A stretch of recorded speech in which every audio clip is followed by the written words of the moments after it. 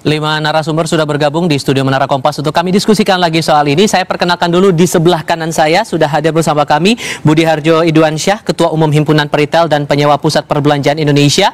Kemudian ada juga Wakil Ketua Umum Partai Golkar Ahmad Doli Kurnia Tanjung. Persis di sebelah kiri saya sudah bergabung juga bersama kami Direktur Eksekutif Indikator Politik Indonesia Burhanuddin Muhtadi. Dan di baris sebelah kiri sudah bergabung juga bersama kami Eko Listianto selaku Direktur Pengembangan Big Data dari Indef, dan juga bersama kami wartawan senior Kontan Cipta Wahyana. Selamat malam semuanya, apa kabar? Malam. Baik. Terima kasih semua sudah hadir bersama kami kali ini. Pernyataan Presiden kemarin, Mas Burhan, sampai kemudian dibilang ada makar dan langsung diminta kepada aparat keamanan menindaklanjuti ini, bertindak tegas. Apakah pernyataan ini sudah cukup bisa menenangkan kondisi yang riuh beberapa hari terakhir ini? Pertama, kita perlu mengapresiasi dalam konteks penegakan hukum harus dijalankan. Karena wibawa negara belakangan juga turut terdampak. Jadi terlihat negara tergopoh-gopoh menyiasati banyak sekali demonstrasi, beberapa diantaranya berujung rusuh, dan kewibawaan negara itu runtuh ketika banyak instrumen atau kelembagaan negara yang hancur, dibakar. Nah, di situ perlu penegakan hukum, koersi. Tetapi menurut saya pidato Pak Prabowo tidak cukup menyentuh akar masalahnya. Akar masalahnya ada di ekonomi. Nanti bisa dijelaskan panjang lebar. Karena kita saksikan data-data ekonomi itu menunjukkan penurunan daya beli, harga beras meningkat, kemudian kelas menengah drop cukup tajam, aspiring middle class bertambah. Kita punya data 7 juta pengangguran, 20 juta pekerja tanpa upah, 31 juta mereka yang bekerja di sektor informal. Ini real, ya. Kegelisahan yang terjadi yang diletupkan dalam bentuk demonstrasi itu real. Bahwa ada pihak-pihak tertentu yang mungkin saja menunggangi demo itu, saya tidak mengingkari ya. Jadi don't get me wrong ya. Tapi kalau kemudian disinggung makar itu? Nah, saya sendiri tidak tahu persisnya, tetapi kalau melihat pola demonstrasi yang berujung rusuh, memang tidak bisa diabaikan ada pihak-pihak tertentu yang pakai cara sistematik, termobilisasi, mendatangkan dari luar kota, bawa molotov, bawa bom, bawa bensin, ya. Itu yang diliput oleh wartawan Republika, oleh narasi, yang menunjukkan ada pola-pola sistematik. Bahkan di Pekalongan ada satu truk yang membawa rombongan perusuh dari luar kota, tercapture, itu betul. Tetapi pendekatannya jangan koersi saja. Kalau pendekatannya koersi saja, itu seperti bom waktu. Mungkin hari ini bisa diselesaikan, tetapi kalau akar masalah ekonominya tidak dientaskan, itu kemudian hari bisa meledak. Nah, Bang Doli, sebelum menyentuh akar masalah ekonomi, ditambah lagi sudah disebut bahwa ada dugaan makar di balik rusuh-rusuh ini. Kalau Anda melihatnya, tolak ukur mana yang menunjukkan bahwa ini emang ada dugaan makar di balik demo-demo yang rusuh ini? Ya, ukurannya tadi ya seperti yang disampaikan atau beberapa berita yang kita terinformasi dari kita, ya ada orang-orang yang masuk dari luar kota terus menggunakan alat-alat yang sebetulnya, ya kalau ada masyarakat yang menyampaikan aspirasi atau mahasiswa, itu kan nggak perlu bawa molotov, nggak perlu bawa bensin, kan gitu loh, ya kan, ya sampaikan saja. Dan biasanya kan aksi-aksi demonstrasi ya masyarakat biasa yang memang motifnya ada untuk menyampaikan aspirasi termasuk mahasiswa, itu kan ya tidak tanpa embel-embel, datang saja, nggak usah ini. Tapi begini, tentu ini membuat kita semua prihatin ya, apalagi tadi sudah disampaikan sebelumnya bahwa ini berdampak kepada situasi ekonomi kita yang tidak menguntungkan buat siapa saja. Nah, betul, memang saya kira satu sisi dalam waktu dekat harus diselesaikan ini masalah. Dan kita bersyukur, berterima kasih Pak Presiden kita, Pak Prabowo langsung hands on ya. Jadi ambil alih dan kemudian menyampaikan, dan saya kira ya kita harus percaya. Ya kita sudah pilih Pak Prabowo sebagai presiden kita, dan begitu dia ambil, ya kita harus dukung untuk bisa menyelesaikan masalah ini. Tapi memang betul, masalah ini tidak selesai berhenti pada saat ketika demonya tidak ada lagi, gitu ya. Tapi dalam waktu yang menengah hadap panjang, ya persoalan tentang bagaimana situasi ekonomi rakyat kita harus juga bisa diselesaikan. Walaupun kemudian masih ada pandangan bahwa ini kayaknya masih terbilang lambat. Ada beberapa pihak menilai lambat respon dari DPR maupun juga pemerintah menanggapi demo yang berkepanjangan ini. Ya, sebetulnya tidak begitu juga ya. Pertama, kalau misalnya disebut tadi bagian pemicunya adalah kami misalnya di DPR, tapi kan dengan cepat juga kami merespons ya, bahwa kalau dikaitkan dengan soal statement-statement perilaku kami juga sudah minta maaf. Masing-masing partai politik juga seperti itu. Anda berkali-kali juga bicara kepada kami kan. Nah, terus kemudian juga soal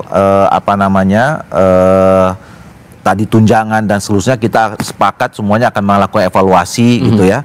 Nah, tapi saya kira dalam kurun waktu 2-3 hari kan sebetulnya kita sudah meresponnya secara cepat ya untuk bisa menenangkan situasi, kira-kira begitu. Oke, kalau menurut Anda Mas Burhan sudah cukup tidak respon yang diberikan antara pemerintah dan juga DPR melihat dinamika ini, terutama sampai statusnya menonaktifkan kader-kader atau anggota DPR yang dianggap bermasalah? Secara temporer menurut saya sudah mencukupi. Ada sinyal positif dari pemerintah maupun DPR, meskipun istilah nonaktif tidak dikenal ya menurut kawan saya dari Perludem, tetapi setidaknya itu menunjukkan gesture yang baik dari elit politik untuk menonaktifkan elit politik mereka yang menjadi pemicu munculnya demo-demo yang terjadi belakangan ya. Termasuk juga moratorium kunjungan luar negeri ya, itu juga menurut saya perlu, meskipun lagi-lagi saran saya jangan sekedar respon yang temporer karena ini bayangkan ya, kalau kita lihat data gaji dan tunjangan anggota DPR itu 42 kali lipat dari rata-rata pendapatan warga negara Indonesia secara umum. Itu terlalu besar karena di banyak negara itu rata-rata antara 5 sampai 10 kali lipat. Ini 42 kali lipat. Nah, jadi memang kesenjangannya terlalu lebar di saat ekonomi warga. Nanti teman-teman Indef maupun wartawan Kontan bisa mengeksplor ya, itu sedang tertekan. Jadi ini kan sebenarnya ada tekanan ekonomi secara kuat membuat mereka insecure, mencari pekerjaan susah. Tiba-tiba mereka disaksikan elit politik mereka begitu glamor. Nah, ini yang menurut saya perlu diselesaikan, bukan penyelesaian jangka pendek saja, tetapi juga harus jangka panjang untuk memastikan kejadian serupa bisa kita minimalisir. Ini akan temporer tidak sifatnya menonaktifkan dan ada respon-respon ini, atau bakal tetap nih sifatnya akan seperti ini untuk kedepannya, Bang Doli? Ya, tentu saya kira memang tidak cukup sampai apa reaksi yang kami tunjukkan ya. Tadi misalnya saya katakan bahwa respon yang begitu cepat kemarin itu tentu permohon maaf, menyadarkan bahwa kami ini memang harus tetap fokus, harus jaga diri, jaga sikap gitu ya. Terus kemudian harus tetap fokus pada agenda-agenda rakyat, bangsa dan negara. Nah, kemudian yang kedua, kalau memang kemarin persoalannya soal tunjangan dan lain, kita juga akan melakukan evaluasi dan tinjau ulang. Nah, tapi juga nanti harus juga ya ditunjukkan dengan kinerja yang lebih baik lagi ya, komitmen terhadap misalnya tuntutan masyarakat. Kemarin teman-teman buruh menyampaikan soal kenaikan upah buruh, terus kemudian undang-undang yang dianggap strategis penting buat pemberantasan korupsi dan untuk peningkatan ekonomi. Saya kira itu juga akan menjadi pembicaraan serius di tingkat kami di DPR, dan kemudian nanti akan bicara dengan pemerintah. Sebetulnya kalau ini kan statusnya masih nonaktif, karena ke dalam aturan yang dipahami publik itu statusnya hanya pemberhentian sementara atau diberhentikan dan PAW begitu. Apakah mungkin nggak sih nonaktif ini bakal diberhentikan? Ya, makanya ini sekarang sedang berproses ya. Itu kan ada tahapannya ya. Kita kan harus merujuk pada Undang-Undang MD3 tentang tata tertib DPR gitu. Nah, di tingkat awal ya yang paling mungkin itu dilakukan adalah tadi penonaktifan itu. Nah, tinggal kemudian nanti masing-masing partai politik itu mengkaji ya. Kemudian apa langkah berikutnya sebagai bentuk komitmen menunjukkan bahwa memang kita merespon dari pandangan dari publik itu. Oke, sedikit banyaknya pasti akan berpengaruh juga demo 3 sampai seminggu ini, Mas Eko, dengan ekonomi kita, dan secara kasat mata aja udah kelihatan begitu. Tapi seberapa dalam atau seberapa mengguncang turbulensnya nih selama 1 minggu ini? Ya, kalau dalam 1 minggu ini ya, terutama kalau kita bicaranya adalah sektor keuangan begitu ya, sebenarnya cukup dalam juga begitu ya, karena kita melihat IHSG itu sempat menyentuh 8.000 sebentar gitu ya, terus berhenti di 7.800. Harapan saya itu bisa terus konsisten menghijau begitu, tapi ternyata kemarin ya itu terutama hari Jumat kan sempat jatuh dalam, dan Senin kemarin sebenarnya cukup dalam juga kejatuhannya, tapi beruntungnya tidak sampai trading halt ya, karena kalau sudah turun dalam satu sesi perdagangan itu sampai 5%, maka itu dihentikan sementara. Nah, kalau sampai dihentikan sementara, situasi akan semakin chaos. Tapi beruntungnya ya sebetulnya benar tadi ya, statement Pak Presiden itu sebenarnya memang dalam tempo jangka pendek cukup menenangkan begitu, walaupun kalau dalam konteks ekonomi tentu banyak sekali menurut saya yang hal-hal yang memang belum menyentuh ke akar begitu. Tapi setidaknya ini sudah mulai terkendali dan kita berharap ke depannya ya tidak akan terjadi eskalasi unjuk rasa yang sebesar kemarin gitu ya, atau katakanlah bentuk-bentuk kerusuhan yang terjadi begitu. Itu untuk memastikan bahwa ekonomi kita masih dalam track ya untuk tumbuh lebih baik begitu. Sedikit banyaknya ke arah sana kalau melihat secara kacamata luas begitu. Tapi kalau dari segi pebisnis sendiri, karena dalam pemberitaan atau mungkin yang heboh di media sosial juga, banyak retail, banyak tempat pusat perbelanjaan yang kosong, sepi, tidak ada aktivitas perdagangan sama sekali. Apakah sedalam itu gejolak yang terjadi selama 1 minggu demo ini? Jawabnya nanti ya Mas ya. Kita jalan sebentar, kami segera kembali.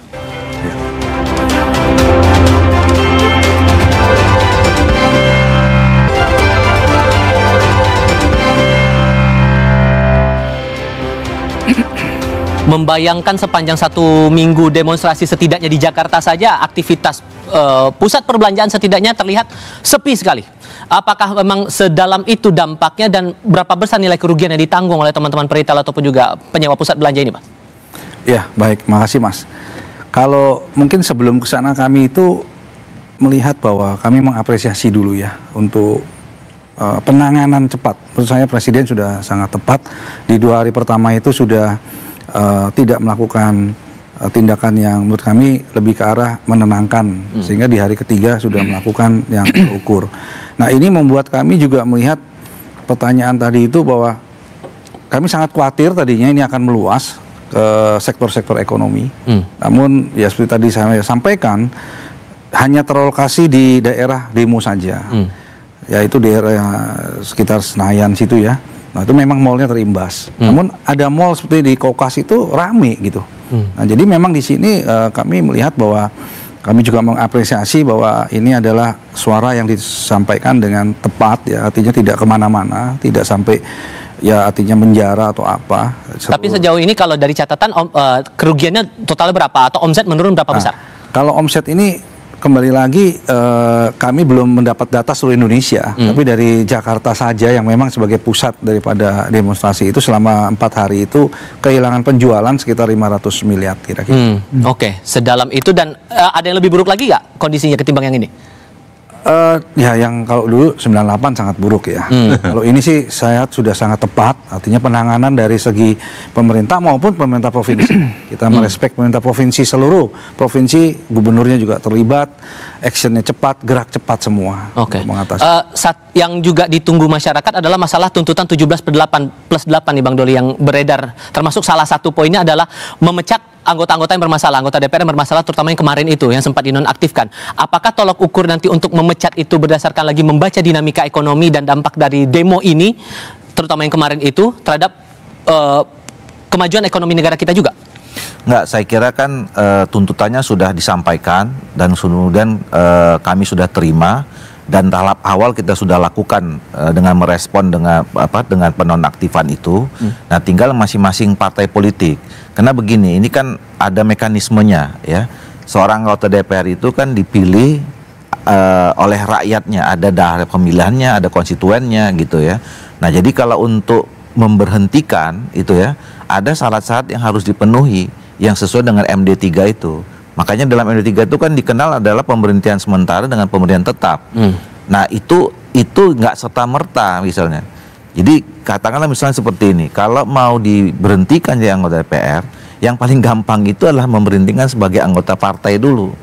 Nah, apakah itu memang harus sampai sejauh itu? Nah, ini kan kita harus dikaji. Padahal kan kemudian masing-masing teman-teman DPR ini juga mereka juga sudah lama pernah berada di partainya masing-masing.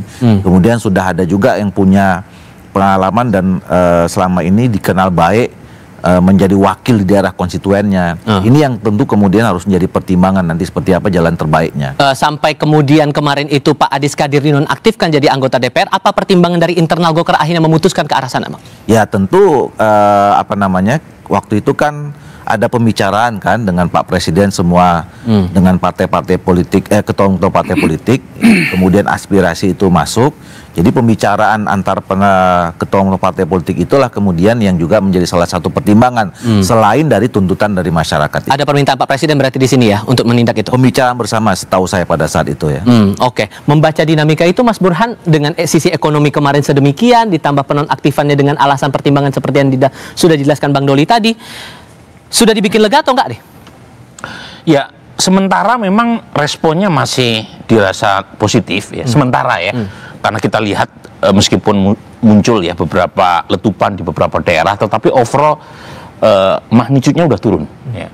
Memang belum sepenuhnya terjadi eskalasi, tetapi masih muncul kan beberapa letupan, misalnya tadi malam di 2 kampus di Bandung. Tapi overall itu size-nya udah jauh berkurang. Dan memang harus diakui ya pendekatan pemerintah, koersi itu mulai menampakkan hasil. Tetapi lagi-lagi itu temporer gitu. Jadi kalau kita lihat misalnya respon dari DPR, kan kemarin pertemuan itu bukan hanya dihadiri oleh partai pendukung pemerintah, tapi juga Ibu Mega. Kemudian ada ketua MPR, ada ketua DPR. Ini bagus untuk memberi semacam kesan secara simbolik bahwa pemerintah baik yang ada di eksekutif maupun legislatif bersama-sama menghadapi situasi genting itu. Tetapi lagi-lagi poin buat saya adalah responnya itu pendekatan koersi terlalu maksimal, tetapi introspeksi ke dalam terlalu kurang.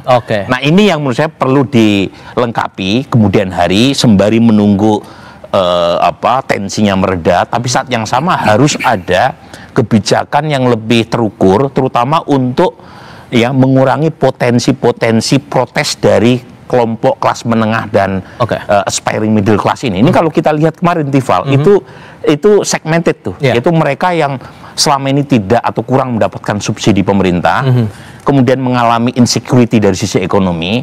Nah ini kan tidak bisa diselesaikan dengan cara pendekatan koersi.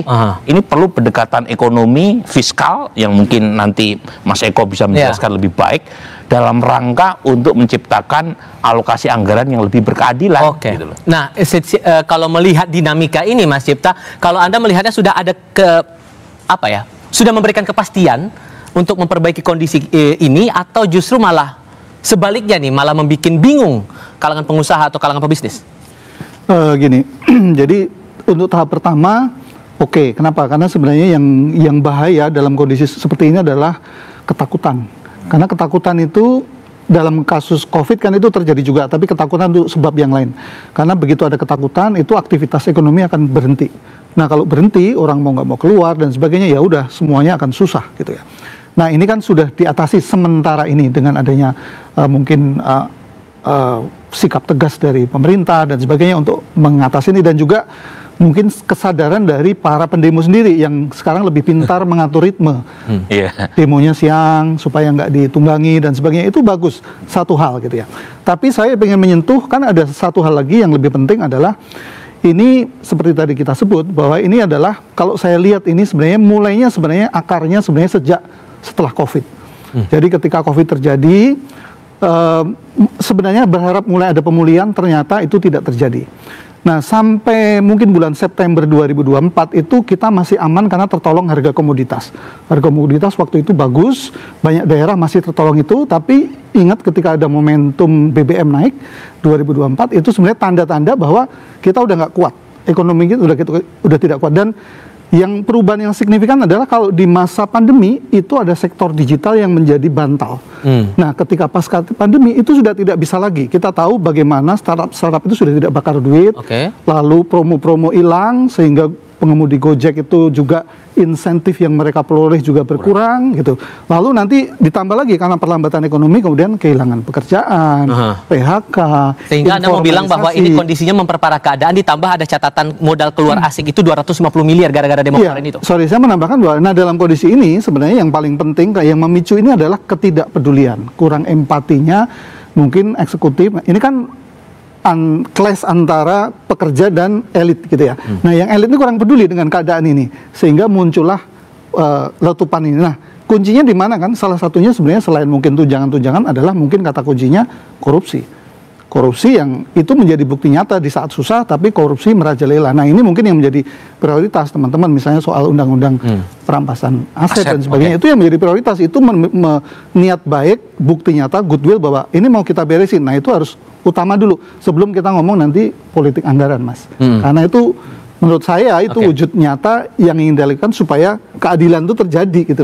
Oke, yang saya juga mau kutip pernyataan dari CSIS dalam konferensi pers Selasa pagi tadi, Bang, yang membuat ini jadi makin panas akar masalahnya karena ada krisis kepercayaan publik atas beberapa isu yang tidak responsif dijawab dari kalangan pembuat kebijakan, baik itu eksekutif maupun legislatif. Nah, menjawab ini atau bisa memperbaiki ini semua, yang terdekat nih akan melakukan apa nih DPR ke depannya? Ya tentu kami tetap bekerja, berjalan seperti biasanya, tidak boleh berhenti, dan kemudian fokus kepada agenda-agenda yang tadi mungkin dianggap luput gitu ya. Jadi ya kami introspeksi lah ya, dan kami juga bersyukur, berterima kasih bahwa masyarakat terus mengingatkan ya pada undang-undang yang penting.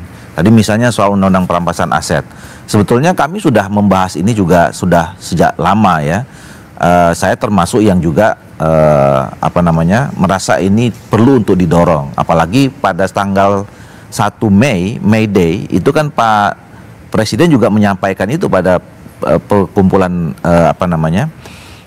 pertemuan para buruh pada saat itu gitu. Nah itu salah satu yang mungkin nanti akan menjadi agenda penting pembahasan di DPR, walaupun sebelumnya kami sudah jelaskan undang-undang perampasan aset itu akan segera setelah selesai undang-undang KUHP, karena memang harus dilinearkan kira-kira dengan sistem hukum kita gitu. Tapi dengan situasi ini saya kira memang mungkin kita perlu untuk mempercepat prosesnya ya. Termasuk soal, sorry saya potong, kan termasuk soal efisiensi, karena ini juga bagian yang dikritisi juga oleh banyak pihak. Perlu dipertimbangkan ulang masalah kebijakan efisiensi pemerintah. Politik anggarannya nanti di DPR apakah akan dikaji ulang lagi atau sejauh mana akan mempertimbangkan? Semualah, saya kira apa yang kemudian terdampak ini kan harus kita kaji secara holistik ya.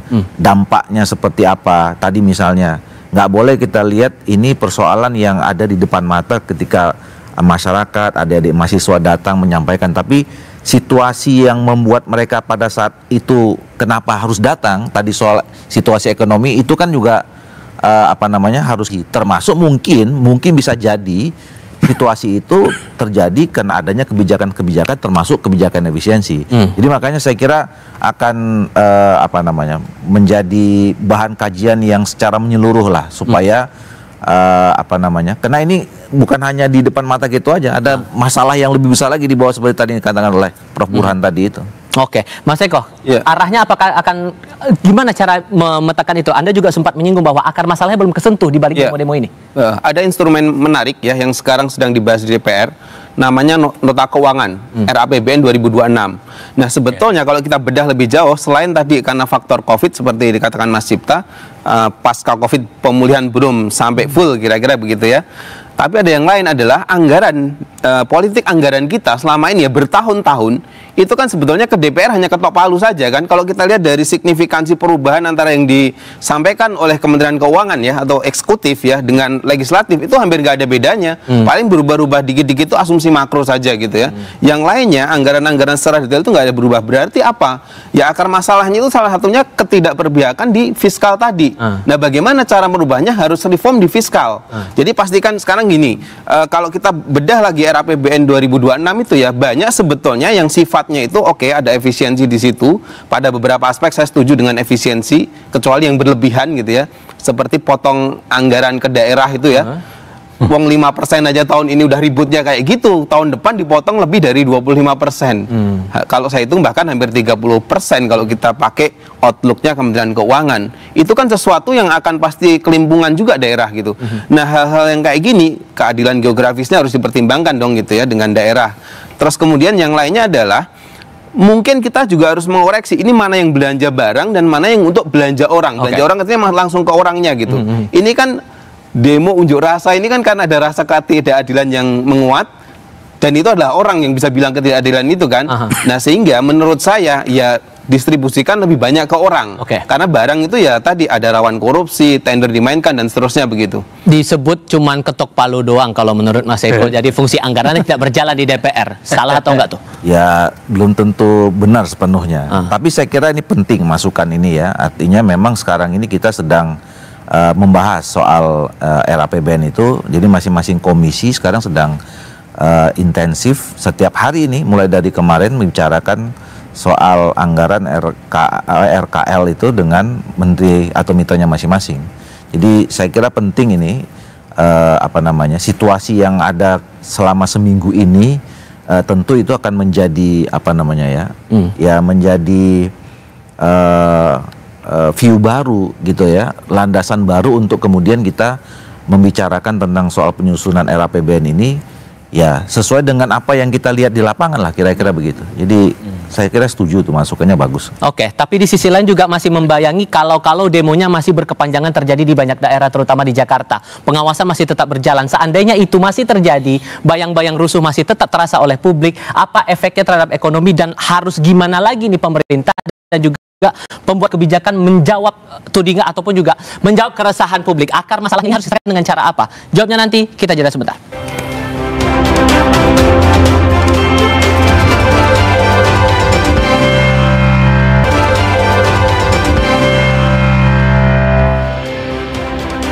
Sayang sekali sebetulnya Bung Doli tidak bisa ikut bergabung sampai tuntas dalam diskusi Business Talk kali ini, tapi terima kasih sebelumnya Bang Doli sudah mau bergabung dan membagikan perspektifnya dari sudut pandang DPR RI. Menjawab apa yang sudah dijelaskan oleh pihak DPR, Mas Budi, sudah membuat tenang atau masih ada yang bikin was-was? Ya, tadi ada satu poin yang bagus dari Pak Ahmad Doli, bahwa kejadian ini membuat suatu pandangan yang berbeda untuk direspon ya. Tadi ada statement itu. Ini yang kita harapkan, bahwa kami dari pelaku usaha ini memang sudah lama menyuarakan kepada pemerintah bahwa pertama mungkin gambarannya adalah jangan terlalu banyak peraturan, itu aja yang paling penting. Terlalu banyak peraturan ini akan membuat ekonomi dalam negeri terutama ini menjadi tidak bisa berkembang. Karena memang saya tahu niat baiknya adalah peraturan ini untuk membuat melindungi konsumen dan lain sebagainya, kita dukung. Namun kita harus melihat bahwa peraturan yang diadaptasi dari negara maju belum tentu bisa dipakai saat ini dalam situasi saat ini. Mungkin perlu jangka menengah dan panjang. Nah, ini sekarang kami lihat ada banyak dipaksakan untuk bisa diimplementasikan segera, karena memang itu betul. Namun harus ada dengar pendapat dengan banyak asosiasi. Jadi kalau kita bicara tuh mengerdilkan ekonomi, omset itu turun dengan ya banyak sekali yang kalau saya sebutkan nanti bisa ada sesi lanjutan. Yang RUU-nya juga, makanya saya senang tadi Pak anggota DPR menyatakan bahwa ini akan membuat perspektif untuk ditinjau. Itu yang kita selama ini suarakan dari pelaku usaha, bahwa kami ini kesulitan ini, realnya di lapangan seperti ini. Dilarang ini, tapi sebenarnya nanti mematikan pabriknya, suppliernya, retailnya, ini belum waktunya. Mungkin perlu berapa tahun lagi. Oke. Banyak sekali. Oke, tapi di sisi lain ada kekhawatiran juga Mas Eko, kalau demonya ini masih akan berkepanjangan, kita nggak tahu akan sampai kapan, masa akan berkumpul di banyak titik krusial. Yang kemarin saja sektor jasa terutama yang sangat terdampak, sangat terpukul. Membayangkan kalau ini masih akan panjang ceritanya, akan sedalam apa lagi dampaknya ke ekonomi kita? Iya, kalau sementara ini kan istilahnya tadi cooling down. Tapi pada akhirnya nanti karena akar masalahnya belum kesentuh ya, kalau kemudian katakanlah daya beli tetap melemah begitu ya, daya empati politisinya juga berkurang, itu akan kembali lagi, karena ini kan satu apa ya istilahnya ya, fenomena yang memang sangat mendasar, yaitu ketimpangan ya, ketimpangan. Dan kebetulan kemarin ada isunya ya dipertontonkan begitu ya, bagaimana ada masyarakat yang mungkin menikmati lebih banyak gitu ya kue ekonomi dibandingkan dengan yang lain. Nah, akhirnya terciptalah percikan semacam ini. Nah, ke depan ya tentu solusinya adalah bagaimana menaikkan aktivitas ekonomi. Dan tadi saya berikan pandangan begini, problemnya itu kan di orang. Ini orang-orang banyak yang susah kira-kira gitu. Nah, bagaimana mengatasinya ya, dari APBN yang ada itu ciptakan sebanyak mungkin orang yang tertolong. Ya, mungkinkah ya dengan penciptaan lapangan kerja, atau katakanlah kalau memang ada anggaran tertentu ya, katakanlah misalkan ada yang sampai anggarannya 300-an triliun untuk satu fungsi tertentu. Nah, itu pastikan itu lebih banyak untuk menaungi si orangnya itu gitu ya, bukan katakanlah investasi ke alat ataupun yang lain gitu. Padahal itu sebetulnya hal-hal yang mungkin tidak urgent gitu ya. Yang kayak gitu itu harus benar-benar nanti itu bisa menjadi pembeda. Jadi kalau mereka merasakan bahwa oh APBN kita yang semakin gede ini memang digunakan untuk mereka, itu akan terjadi perubahan, itu ada perubahan rasa juga saya rasa gitu ya. Oh iya, ternyata ada keberpihakan buat mereka. Itu yang penting menurut saya saat ini. Ditambah lagi masalah konteks ketidakadilan itu, Mas Burhan, kalau kita tarik lagi ke belakang, pernah terjadi di Pati, demo besar-besaran, dan sekarang ujungnya pemakzulan Bupati Pati, masalah menaikkan pajak bumi dan bangunan itu. Kalau kemudian melihat fenomenanya sudah sampai sekarang seperti ini, apa yang salah, apa yang keliru?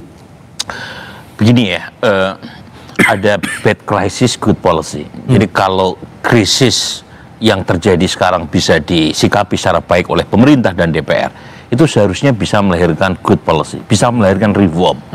Dan itu yang seharusnya diharapkan terjadi. Dan tadi Tifal menyebut kasus Pati. Ini sebenarnya rentetan. Jadi ada akumulasi itu tadi ya. Ada pengurangan TKD, transfer ke daerah cukup besar, 27-30% dari 900-an triliun tahun ini, tahun depan tinggal 650 triliun. Padahal kita tahu rata-rata pemerintah daerah kita itu menyusul ke pusat. Jadi ketergantungan terhadap TKD itu 79%, 79,4%. Bayangkan, di luar Jawa ketergantungannya lebih tinggi lagi. Nah, kalau itu dipotong, DAK dihapus, DAU dikurangi, DBH dikurangi, untuk policy anggaran yang lain, kita sebut saja MBG, itu kan efeknya ada ratusan pemerintah daerah yang pakai jalur pintas dengan menaikkan pajak. Nah, ini ketemu nih tekanan ekonomi, saat yang sama masyarakat diminta efisien, pajaknya dinaikkan, yang di atas foya-foya. Nah, ini yang kemudian menimbulkan semacam krisis yang tadi terjadi. Ini harapan saya untuk yang ke depan supaya ini kebaikan Pak Prabowo sebagai presiden, karena popularitas presiden itu sangat tergantung oleh ekonomi. Substantif efek ekonomi itu besar sekali. Itu yang pertama. Yang kedua, kebaikan bangsa ini, saran-saran dari para ekonom tadi itu dieksekusi. Sarannya tadi coba lihat apa yang bisa. Pemberantasan korupsi bagus ya. Tetapi ini kan ada kondisi di mana ekonomi sedang perlu terobosan supaya menggeliat. Jadi anggaran yang terbatas tadi itu betul-betul dimanfaatkan untuk masyarakat. Makanya ketidakadilan itu terrepresentasi lewat gerakan sosial yang kita lihat sampai sekarang ini, begitu? Itu. Jadi kebetulan ini saya dari sisi politik ya, ada kasus Chilean Paradox. Jadi Chile itu pemerintahnya berhasil menurunkan kemiskinan dari 53% ke 6%. Kemudian income per kapita tertinggi se-Amerika Latin. Tapi tiba-tiba gara-gara menaikkan public transport, 1 juta orang turun ke jalan di Santiago dan hampir saja menjatuhkan presiden. Kemudian presiden di Chile melakukan evaluasi, oh ternyata karena kelas menengah mereka itu tidak pernah mendapatkan tunjangan, nggak pernah mendapatkan kemudahan. Yang selalu dapat kemudahan adalah kelas bawah. Akhirnya kemudian terjadi koreksi dan akhirnya selamat. Tetapi hal yang tidak sama terjadi di Bangladesh. Bangladesh, Sheikh Hasina, itu Perdana Menteri dari pemimpin Liga Awami, itu melakukan banyak terobosan, sukses dia bahkan menang pemilu 80%. Kekuatan di DPR Bangladesh itu dari partainya. Tapi gara-gara Sheikh Hasina itu memberikan affirmative action, sepertiga dari rekrutmen PNS di Bangladesh diberikan buat pejuang kemerdekaan Bangladesh, mahasiswa turun, akhirnya tumbang dia. Jadi hati-hati, karena kemarahan kelas menengah meskipun jumlahnya mungkin tidak sebanyak kelas bawah, tapi mereka punya banyak channel di media sosial termasuk turun ke jalan. Nah, ini yang harus diantisipasi oleh pemerintah dan harapan saya pemerintahan Pak Prabowo mampu menangkap sinyal dan krisis ini untuk melakukan perbaikan atau reform. Pada akhirnya kan harus ada, saya menangkapnya harus ada evaluasi politik anggaran yang harus perlu ditata ulang lagi ya Mas Cipta, atau Anda menangkap harus ada yang lebih concern lagi daripada ini semua? Persis, jadi saya kalau mengibaratkan rumah tangga ya, rumah tangga itu, ini posisi kita ini, kalau ibarat rumah tangga itu, rumah tangga yang kebanyakan utang. Jadi kita punya misalnya pendapatan 3.000 triliun gitu ya, itu 1.300 triliun itu harus untuk bayar utang pokok dan bunga, bisa dibayangkan kan sisanya. Itu istilahnya kalau rumah tangga itu disposable income, yang bisa dibelanjakan tinggal sedikit. Nah, di saat duitnya tinggal sedikit, itu menjadi kunci prioritasnya, anggarannya harus hati-hati banget gitu loh. Nah disitulah anggaran-anggaran itu benar-benar saya setuju. Jadi kuncinya mungkin salah satunya itu adalah ya memang harus menyembuhkan daya beli, lalu yang kata kuncinya itu job creation, jadi menghasilkan pekerjaan. Karena orang kalau bekerja punya penghasilan itu pasti akan lebih survive. Bahkan nggak usah MBG ya, kalau orang tuanya kerja ya pasti anaknya makan. Bahkan dari sisi, kalau ngomong dari sisi psikologi itu lebih penting juga, karena orang punya dignity. Orang bekerja itu kan lain dengan orang menerima. Jadi itu penting. Nah, alokasi anggaran ini yang harus dilihat lagi. Kalau saya sih ekstrim, harus dilihat lagi misalnya. Dan harus ada, misalnya gini ya, sejak awal itu kan ada yang salah, langkah yang salah. Ini lagi kondisi begini, kalau kita lihat artikel-artikel atau pengamat asing sering bilang bahwa Indonesia itu lagi kondisi susah, tapi gayanya seperti orang kaya. Misalnya, kamu punya kementerian lembaga berapa? 48. Sama wamennya berapa? Mungkin bisa 100. Itu biayanya berapa? Jadi kalau memang mau ekstrim, ya ini harus di-trimming segala, dikurangi. Lalu MBG oke. Tapi kan selalu masukannya, ini jangan sampai makan biaya segitu besar yang kemudian nggak bisa jalan yang lain-lain. Dan penghematan, padahal MBG kita tahu ternyata nggak bisa jalan. Harusnya kan piloting bertahap, terarah gitu ya. Jangan sampai ini kemudian dana daerah ya dipotong-potong jadi terpusat, jadi programnya drop-dropan semua. Tapi tidak jalan. Nah, itu menjadi penting. Jadi ekstrim, harus ekstrim kalau supaya punya ruang alokasi ke budget-budget yang lebih produktif. Dan sesungguhnya Mas Budi, langkah efisiensi yang dilakukan oleh pemerintah sampai ke daerah ini apakah juga berdampak ke teman-teman peritel? Jawabnya nanti, kita akan jeda sebentar. Tetap bersama kami di Kompas TV.